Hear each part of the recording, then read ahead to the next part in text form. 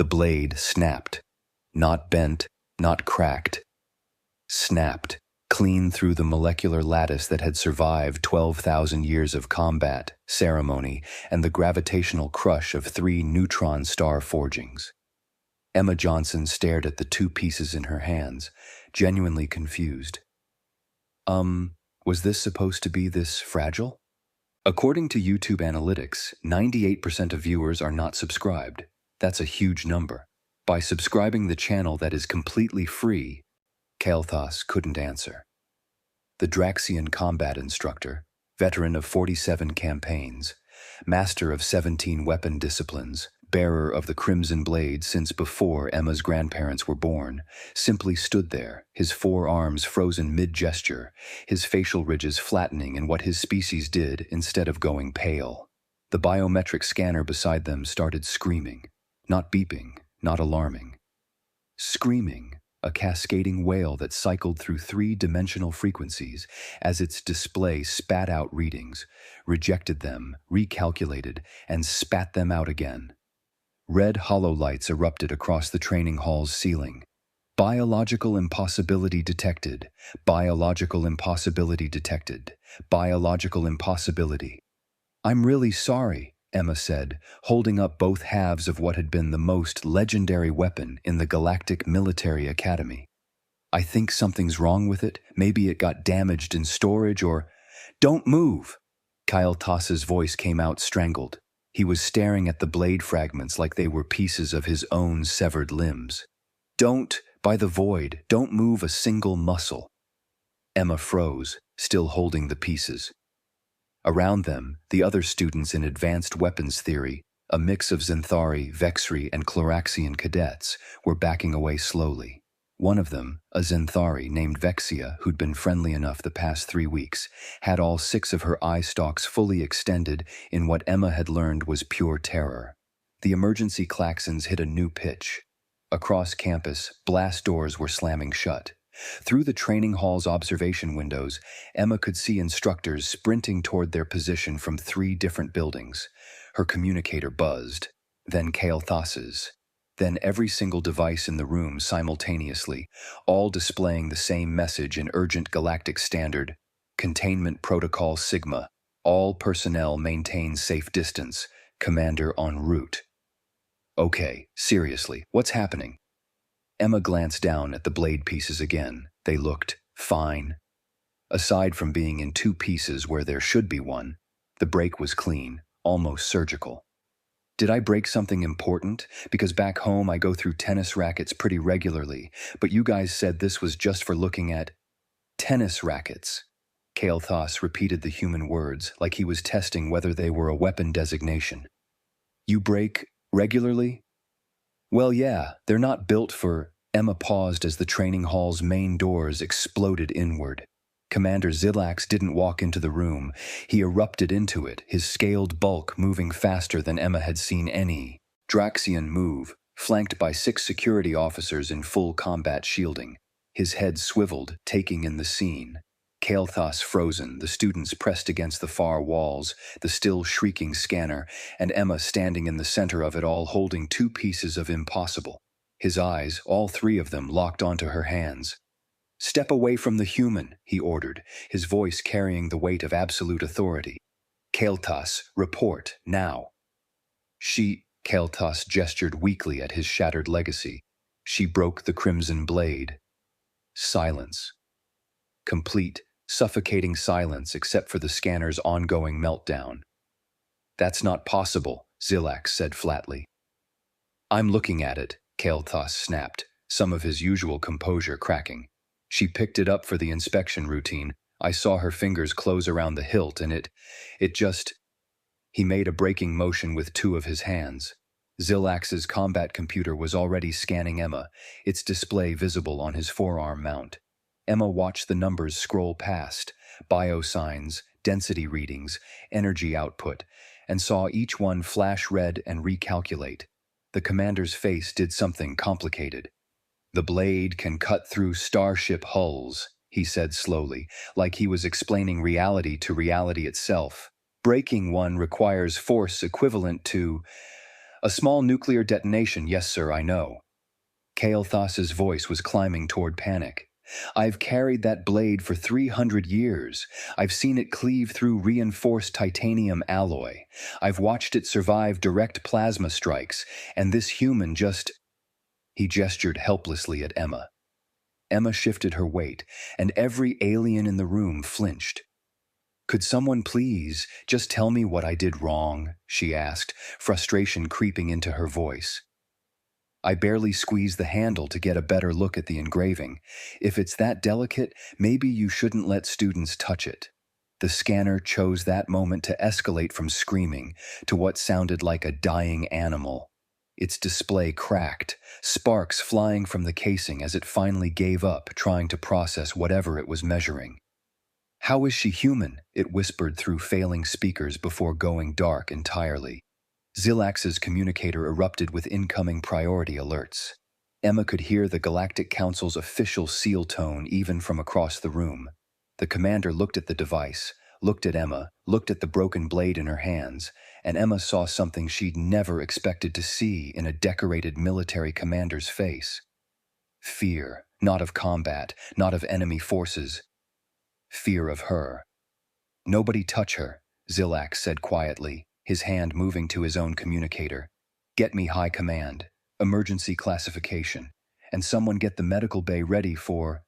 He stopped, clearly reconsidering. Actually, reinforce the medical bay first, full containment protocols. I'm right here, Emma said, and I'm not contagious or whatever you're worried about. I'm just me. That, Xilax said, his three eyes never leaving her, is exactly what I'm worried about. Hand over the blade fragments, Xilax said, producing what looked like a reinforced containment case from his belt. Carefully, extremely carefully. Emma shrugged and dropped both pieces into the case. The armored container, rated for containing unstable antimatter cores, dented inward where the blade pieces hit the bottom. The entire thing buckled slightly, its reinforced edges warping. Xilax stared at the case, then at Emma, then at the case again. I dropped them, Emma said slowly, from like 6 inches. Those are fragments of neutron star-forged metal, Kael'thas whispered. Their density alone they shouldn't have. He cycled through 3 different breathing patterns, none of which seemed to be working. The case is military-grade combat alloy. And now it's a bowl, one of the security officers observed unhelpfully. Xilax's communicator exploded with activity. Emma caught fragments of the conversations. Unprecedented breach. Physical parameters exceeding. Possible combat modification. Galactic Council must be informed. Okay, everyone needs to calm down. Emma raised her hands in what she hoped was a peaceful gesture. Every alien in the room tensed. I'm not modified or enhanced or whatever you're thinking. I'm literally just a gym teacher from Ohio. A what teacher? Vexia asked from her position pressed against the far wall, all 6 eye stalks still fully extended. Gym, physical education. I teach teenagers how to play basketball and not die during dodgeball. Silence. Die? Vexia repeated faintly. During educational activities? It's a figure of speech, mostly.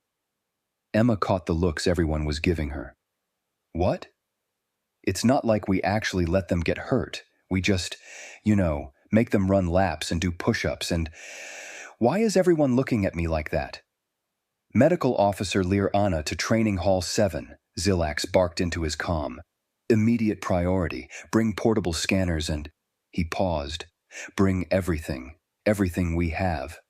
Kael'thas had pulled up a holographic display and was frantically scrolling through what looked like historical records. The blade passed full certification yesterday, he muttered. Full molecular integrity scan, 0 structural weaknesses. Stress tested to 15 million newtons. How did she... I barely squeezed it, Emma interjected. Seriously, I was trying to be gentle. The grip felt weird, so I just adjusted my hold a little. Adjusted. Kael'thas looked at her with all 4 of his eyes, which Emma had learned was the Draxian equivalent of screaming. You adjusted your grip on a blade that has survived atmospheric re-entry. Are you combat modified? Vexia called out, her voice shaking slightly. Because the treaties specifically prohibit enhanced soldiers from— I'm not modified! Emma threw her hands up in exasperation. Several aliens ducked. I'm completely normal. This is just normal human strength. The training hall doors opened again, and a Zenthari in medical whites rushed in carrying what looked like an entire cart of scanning equipment. She took one look at Emma, checked her datapad, then looked at Emma again. That's her? Medical Officer Lirana asked. The biological impossibility? Hi, Emma waved awkwardly. I'm Emma. I didn't mean to break anything. Lirana approached cautiously, holding up a handheld scanner. I'm going to run some basic biometric readings. Please remain still. Sure, no problem. The scanner hummed to life, its display lighting up with what should have been straightforward biological data. Instead, the numbers started climbing. And climbing. And climbing. That can't be right, Lirana muttered, adjusting the device. The climbing stopped, reset, then resumed even faster. Muscle density is— This reading suggests your baseline musculature has a power-to-mass ratio exceeding Category 5 combat frames. I mean, I do CrossFit? Emma offered. What's CrossFit? 3 different aliens asked simultaneously. It's just exercise, weights, cardio, functional movements. Emma watched the scanner in Lirana's hands start smoking. Is that supposed to be doing that? The device sparked, its display cracking down the middle. Lirana dropped it with a hiss, and one of the security officers jumped forward to stamp out the small fire that had started. That was a military-grade medical scanner, Zilak said, his voice perfectly flat.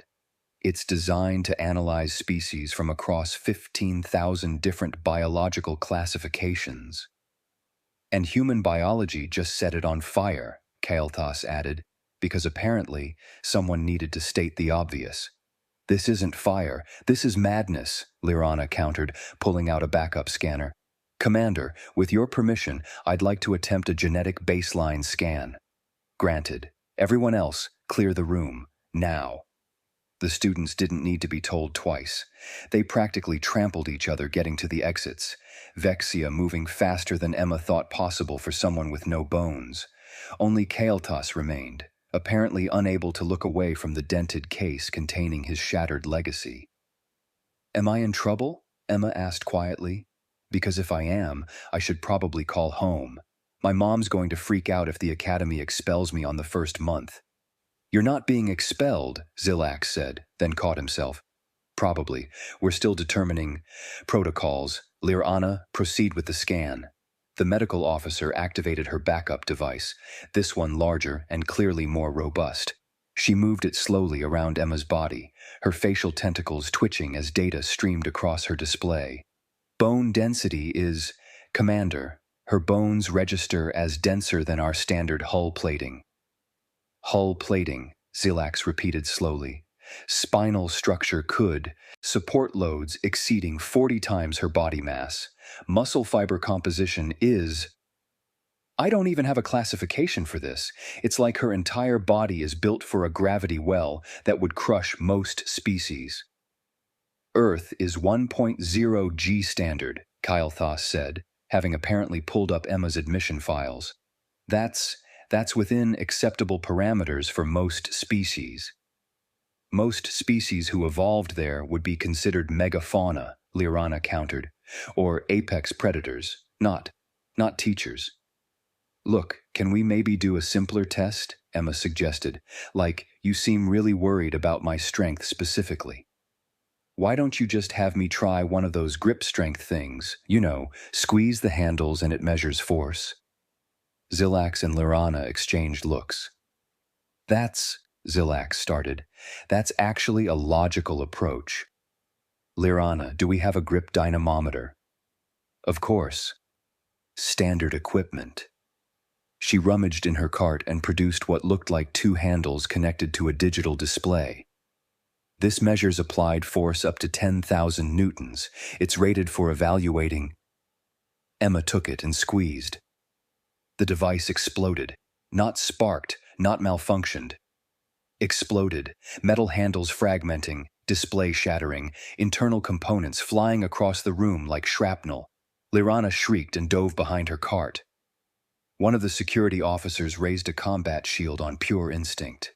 Emma stood there holding two handle grips attached to nothing, springs dangling uselessly. "Okay, seriously," she said, looking at the destroyed equipment.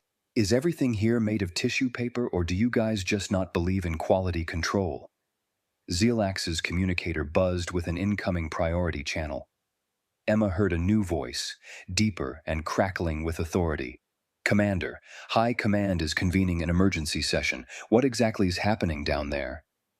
The commander looked at Emma, at the dented case, at the smoking medical scanner, at the exploded grip tester, and then back at Emma. "Sir," he said slowly, "I think we may have significantly misclassified an entire species." Rahil materialized in the training hall 6 minutes later via emergency transport, which was 3 minutes faster than physically possible, according to Academy regulations. The High Command expert was a Vexri, tall, crystalline, and currently pulsing an alarmed shade of orange that clashed with the red emergency lighting still strobing across the ceiling. "Show me," he said without preamble, his translation matrix crackling with urgency. Xelax gestured at Emma, who was sitting on a bench looking increasingly uncomfortable with all the attention. "Human exchange student. First physical contact with Draxian ceremonial blade resulted in complete structural failure of the weapon. Subsequent testing has destroyed 2 medical scanners and a military-grade grip dynamometer." Rahil's crystalline faceplates rotated, focusing multiple sensory organs on Emma. "One human did this?" "One human who teaches children physical education," Kael'thas added, his voice still carrying an edge of hysteria. "Right," Arhill said, setting down a case that looked significantly more robust than anything Liranna had brought. "Let's establish baseline measurements. Human, please stand." Emma stood. "Can I ask what exactly you're measuring? Because if this is about the blade thing, I already said I was sorry." "We're measuring everything." Rahil pulled out a device that looked like a scanner, and a small cannon had a baby. "This is military spec equipment. It's designed to analyze combat frames and heavy mechanized units. It cannot be damaged by biological organisms." He pointed it at Emma and activated it. The readout immediately displayed sensor malfunction, recalibrating. Then density. Values exceed biological parameters. Then error, subject classification unknown. Finally, possible armored vehicle detected. "I'm not a vehicle," Emma said helpfully. Rahil stared at his equipment like it had personally betrayed him. "Your bone density is registering as reinforced combat alloy." "I drink a lot of milk?" "That's not..." Rahil cut himself off, resetting the device. "Let's try something simpler. Basic physical capability assessment. Jump as high as you can."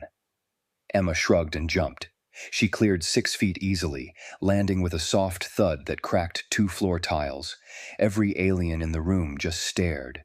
That's Category 3 leap capability," Liranna whispered. "That's what our Olympic athletes achieve, after years of training, in low-gravity environments." "I mean, I can probably go higher if you want," Emma offered. "I just didn't want to hit my head on the ceiling." "Higher," Kael'thas said faintly. "She can go higher." "Okay, running speed next." Rahil was scrolling through his datapad with increasing desperation. "Sprint to the far wall and back. We'll measure velocity and endurance." Emma took off. She crossed the 100-meter training hall in under 12 seconds, reversed direction without slowing, and came back with barely elevated breathing. Rahil's equipment recorded the data, processed it, and then apparently decided reality was optional because it started displaying question marks. "Your acceleration curve is consistent with pursuit predators," he said slowly. "Your sustained speed exceeds our security personnel in combat armor. Your recovery time is..." You're not even breathing hard. It's like 100 meters, Emma said, genuinely confused by their reactions. That's barely a warm-up.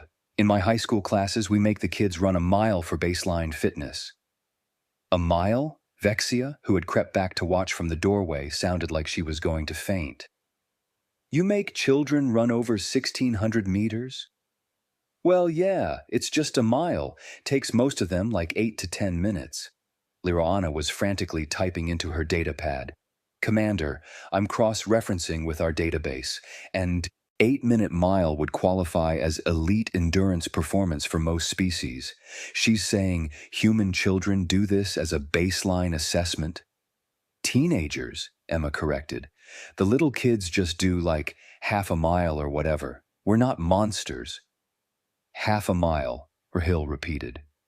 He looked at his equipment, then at Emma, then back at his equipment, as if hoping reality would make more sense the second time around.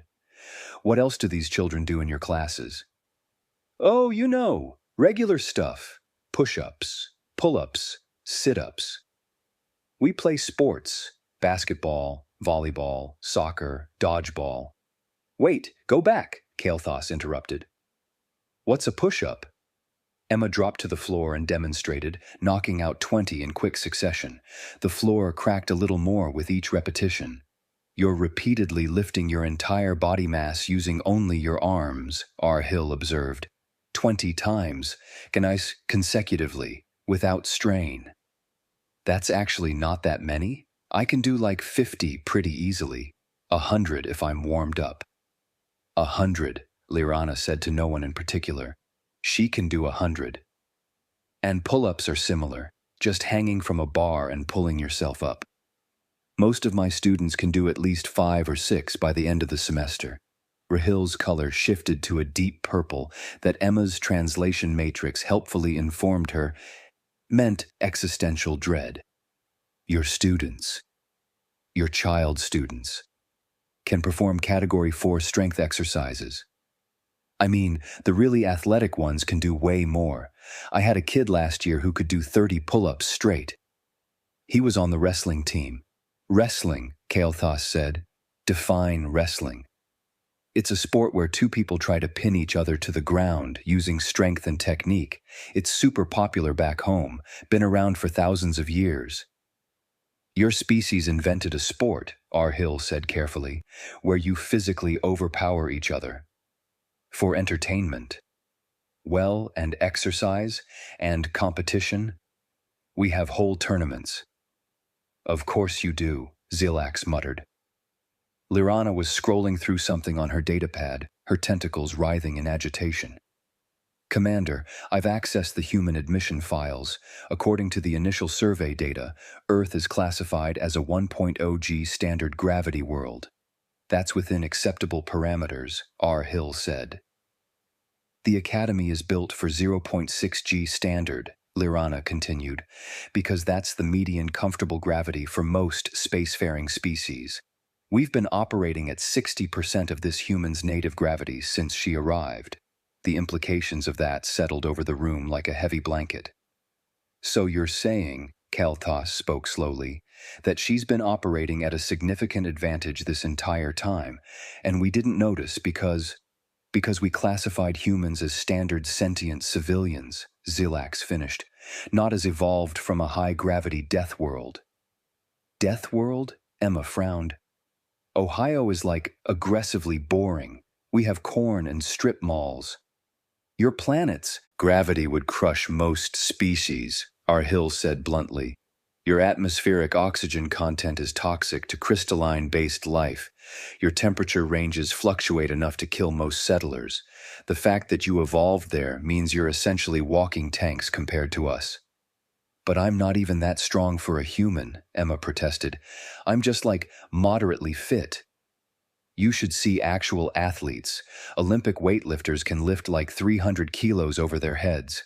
Marathon runners go for 42 kilometers. Gymnasts can 300 kilos, Liroana interrupted, over their heads. Yeah, it's really impressive. The training they do is insane. Rahil had pulled up something on his own datapad, his color shifting through several shades of alarm. Commander, I'm looking at human sports records. These numbers, if accurate, human athletic performance exceeds our military combat frame capabilities in several categories. They're accurate, Emma said. World records are all publicly documented. Why, what do your combat frames max out at? That's classified, Zilak said quickly. Our combat frames can lift approximately 200 kilos in a sustained hold, R. Hill said, apparently deciding classification didn't matter anymore. Your species casually exceeds that in competitive sport. Huh, Emma considered this. I guess I never thought about it that way. I just figured you guys were all, built different species, different capabilities. We are built different, Kael'thas said. We're built for survival and civilization. You're built like you evolved fighting predators that could crush starships. I mean, we did have dinosaurs, Emma offered, but that was like 65 million years ago. Dinosaurs, R. Hill repeated. Define dinosaurs. Giant reptiles? Some of them were like 20 meters long and weighed tons. There's this one called the T-Rex that... Your world had megafauna predators, Zilax interrupted, and your species not only survived but became the dominant life form? Well, yeah, but we're smart. We use tools and cooperation, and you're physically powerful enough to break neutron-forged blades with your bare hands, Kael'thas finished. You're not just sentient. You're apex predators who learn to build starships. Emma blinked. I really thought you guys knew this stuff before inviting me here. Didn't you do any research on humans before starting the exchange program? The silence that followed was deafening. The diplomatic corps, Zilax said finally, each word carefully measured, may have omitted certain details in their eagerness to establish first contact with a new spacefaring species. Certain details, R. Hill echoed, such as the fact that humans are Category 4 physically exceptional at minimum. I'm just a gym teacher, Emma said weakly. You, Kael'thas replied, gesturing at the broken blade, the cracked floor and the pile of destroyed testing equipment, are a walking example of why we need to completely reclassify your entire species. Rahil's crystalline fingers flew across his datapad, accessing files that required 3 separate authorization codes and a biometric scan. His color shifted from purple to a deep, troubled amber as he read. Commander, he said quietly, I need you to see this. Zilax moved to look at the screen. Emma watched his 3 eyes widen progressively, one after another, like watching someone realize they'd made a terrible mistake in slow motion. This is the original survey report from First Contact, R. Hill continued, filed by the exploration team that discovered Earth. It's classified Level 7, diplomatic eyes only. What does it say? Kael'thas demanded. Rahil turned the datapad so everyone could see. The header read, Initial Survey Report, SOL-3, Earth. Classification, Death World. Death World, Lir'ana breathed. Gravity, 1.0 G standard. Unsuitable for colonization by 89% of known species. R. Hill read aloud. Atmospheric composition highly oxidative. Temperature ranges extreme. Native megafauna extinct, but fossil records suggest predatory species exceeding 20 meters in length. Dominant sentient species, humans, display physical capabilities consistent with high-gravity evolution. Recommend extreme caution in physical interactions. And the diplomatic corps received this report, Zilax said slowly, and decided to classify it. There's a note here from the Diplomatic Integration Office. Rahil scrolled down.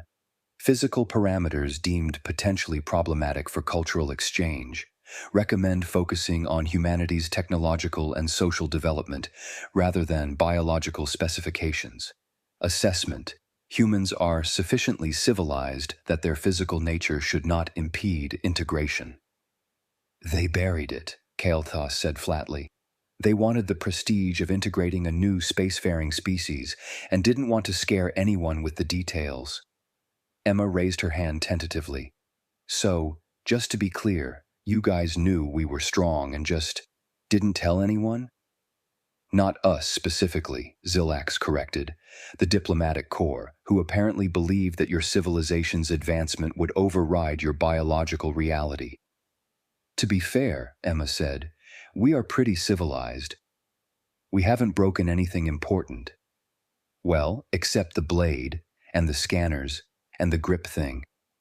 She paused. Okay, I see the problem now.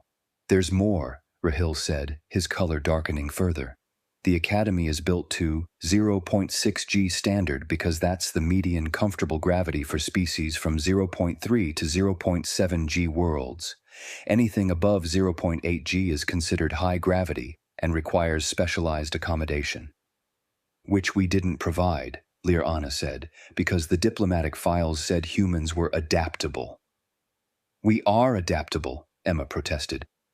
I adapted fine. She trailed off, thinking. Oh, wow. I have been holding back, haven't I? What do you mean? Zilax asked warily. Like, everything here feels really light. I figured it was just different materials or construction standards.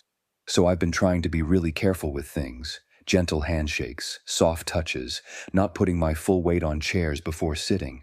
Emma laughed, the sound slightly hysterical. I thought I was being paranoid, but I kept having this feeling that everything was weirdly fragile. Because by your standards, it is, Arhill said.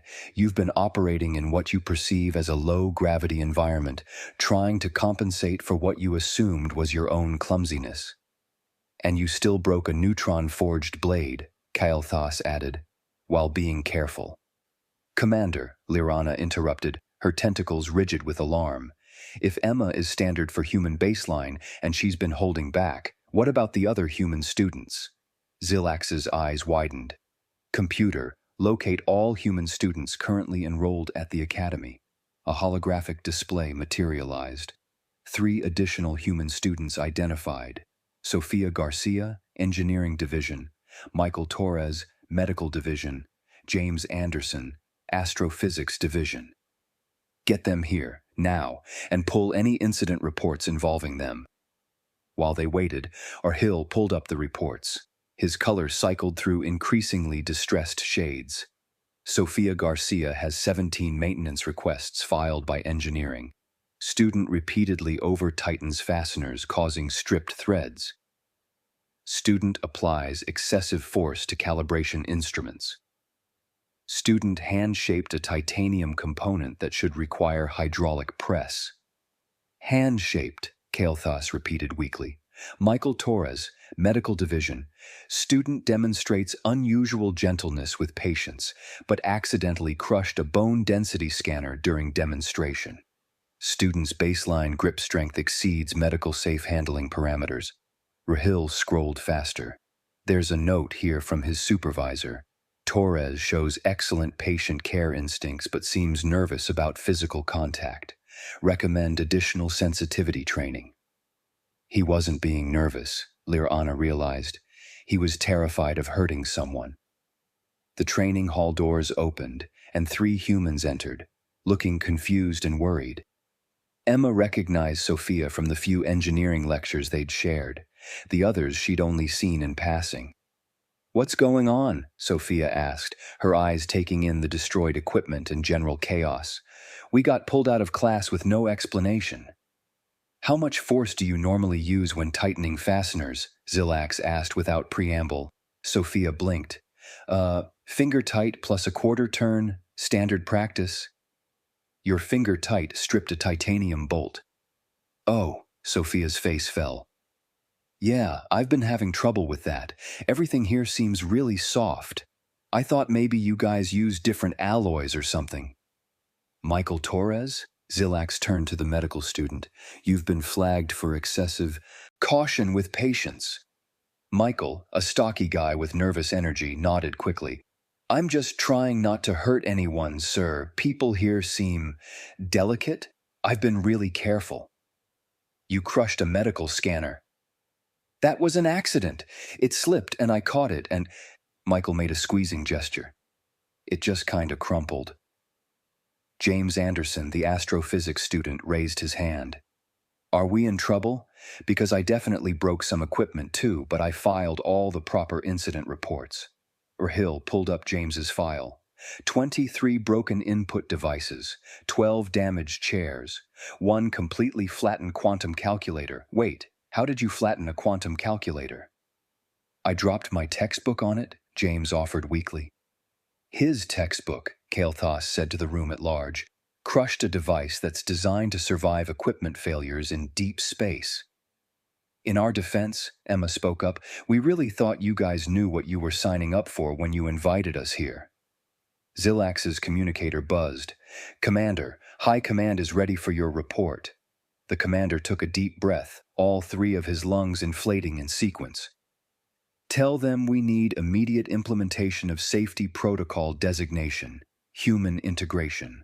All Academy infrastructure must be evaluated for human-grade durability. All equipment must be recertified or replaced. And tell the Galactic Council. He looked at the 4 humans standing together, looking confused and apologetic, and completely unaware of just how dangerous they were. Tell them we're reclassifying humanity as Category 4 physically exceptional species. Minimum.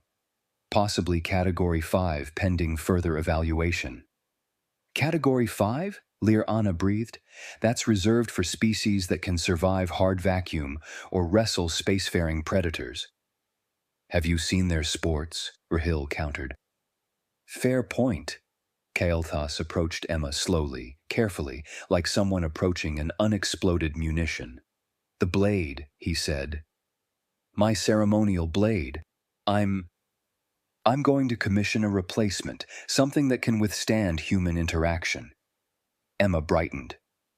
Oh, I could help test it. Make sure it's strong enough before the ceremony. Every alien in the room took a simultaneous step backward.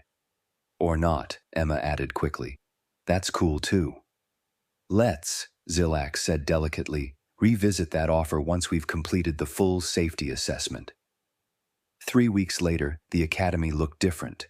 Construction crews worked around the clock, retrofitting training halls with reinforced flooring.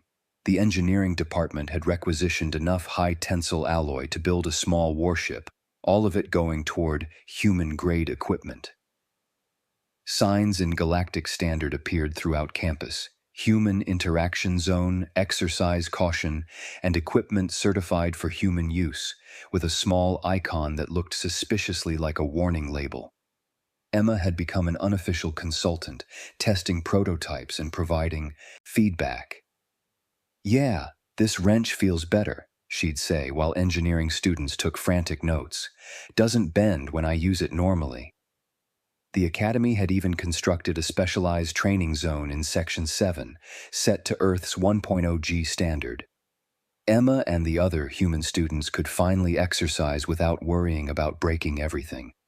It also served as a humbling experience for curious aliens who wanted to understand what humans dealt with every day. Most lasted about 3 minutes before staggering out. Kael'thas's new ceremonial blade hung in his office, triple-forged, reinforced molecular lattice, certified to withstand forces that would shear through combat armor. The broken original sat in a display case beside it with a small plaque. A reminder that strength comes in unexpected forms. The other students had shifted from fear to fascination. Vexia, braver than most, had approached Emma in the cafeteria yesterday. Could you help me with conditioning training? I want to improve my physical performance. Emma had agreed enthusiastically. The training staff had immediately filed new safety protocols. Human interaction guidelines were now required reading for all Academy personnel. Rule 1. Never assume human gentleness equals human maximum capability. Rule 17.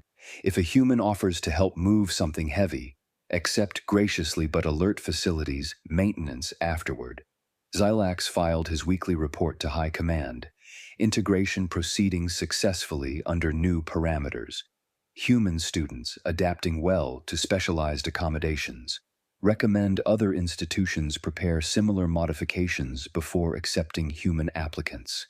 Infrastructure damage down 73% since implementation of new protocols.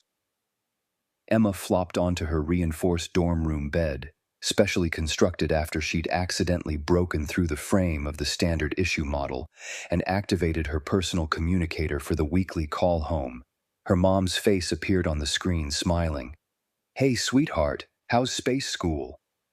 "Pretty good. I broke another thing today." Her mom laughed, the sound warm and familiar. "Emma, I told you to be careful with other people's stuff." "What was it this time?" "Just a training dummy, but in my defense, they said it was indestructible, so really that's on them for false advertising." Emma grinned. "They're building me a proper gym, though."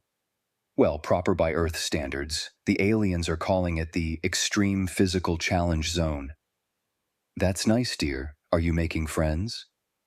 "Yeah, actually. Vexia, she's Zenthari, wants me to teach her basketball. I tried explaining that basketball involves a lot of jumping and physical contact, and she said that's exactly why she wants to learn." Emma shook her head, still bemused. "They think we're all insane, but they're curious about it. Just be gentle with them." "Mom, I'm always gentle." "Emma, you broke another thing today." "Fair point." They chatted for a few more minutes before Emma signed off, promising to call again next week. She pulled up her datapad and started reviewing her notes for the informal human sports appreciation class she'd somehow agreed to teach. She'd decided to start with volleyball, relatively safe, mostly non-contact, and the ball was soft. Probably wouldn't hurt anyone too badly. Probably. Her room's environmental monitor displayed its nightly readout, data scrolling across the screen in quiet green text that Emma had long since stopped paying attention to. Species, reclassification, complete human baseline strength, 340% above galactic average. Human endurance capacity, 412% above galactic average human bone density, 289% above galactic average recommendation. Update all databases. Implement specialized protocols for human interaction across all galactic facilities. Final assessment. Humanity cleared for continued integration with updated safety parameters. Status. Humans are friends, not food. Handle with care. Emma glanced at the screen, snorted at that last line, someone in the programming department had a sense of humor, and went back to planning her volleyball lesson. She made a note to bring extra balls, just in case.